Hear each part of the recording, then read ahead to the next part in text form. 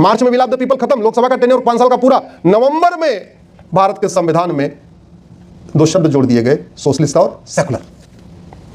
मैंने इसको supreme court में चैलेंज किया था, मैटर ये गलत है। हमने कहा कि अगर ये इमरजेंसी गलत है तो इमरजेंसी के द्वारा किया गया कार्य भी गलत है। और फिर जहां विल ऑफ द पीपल ही नहीं है तो फिर कैसे कुछ हो सकता है? और अगर ये संविधान संशोधन ठीक है तो फिर भारत तो सेकुलर है, और सेकुलर देश में मजहब के आधार पर कोई नियम कानून होता ही नहीं। अगर भारत वास्तव में सेकुलर है तो मजहब के आधार पर नियम कानून होना चाहिए क्या? जोर से बच्चे बताएं आपस में। सेकुलरिज्म का मतलब gender neutral, religion neutral. Secular law का मतलब सबके लिए कॉमन लॉ। तो अगर वास्तव में भारत सेकुलर है फिर मजहब के आधार पर नियम क्यों है? मजहब के आधार पर कानून क्यों है? मजहब के आधार पर बोर्ड क्यों है? मजहब के आधार पर ट्रिब्यूनल क्यों है? मजहब के आधार पर स्कूल क्यों है? मजहब के आधार पर कॉलेज क्यों है? मजहब के आधार पर यूनिवर्सिटी क्यों है? मजहब के आधार पर लोन क्यों है? मजहब के आधार पर वजीफा क्यों है? फिर तो पूरी तरीके से भारत को सेकुलर बना देना चाहिए। बहुत सारे बच्चों को मन में आ रहा था कि सेकुलर आ गया तो क्या फर्क पड़ता है, क्या दिक्कत क्या है? ऐसा हो सकता है चल रहा हो मन में, चल रहा है किसी के मन में नहीं चल रहा है?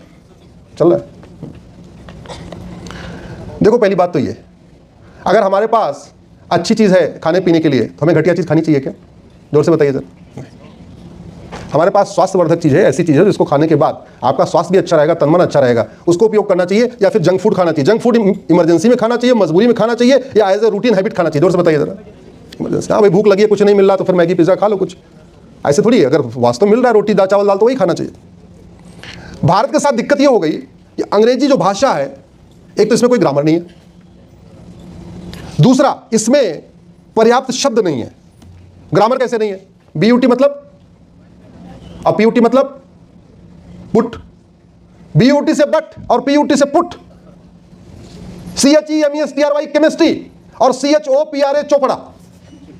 एक जगह CH का मतलब च और एक जगह CH का मतलब क। कोई ग्रामर है क्या इसमें? नहीं।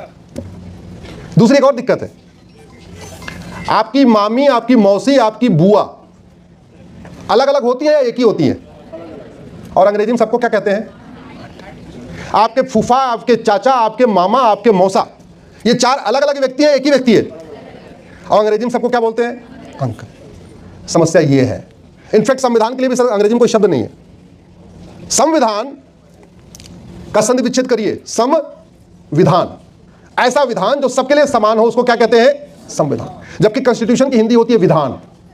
तो संविधान के अंग्रेजी में कोई शब्द ही नहीं, हम तो कॉन्स्टिट्यूशन से काम चला रहे हैं। जैसे हम मामी, मौसी, चाची, मामी सबको आंटी कह के काम चला रहे हैं, एक्चुअल में चारों अलग अलग है। मामा, मौसा, फूफा, चाचा सबको हम अंकल अंकल बोल के काम चला रहे हैं, वो चारों अलग अलग व्यक्ति हैं।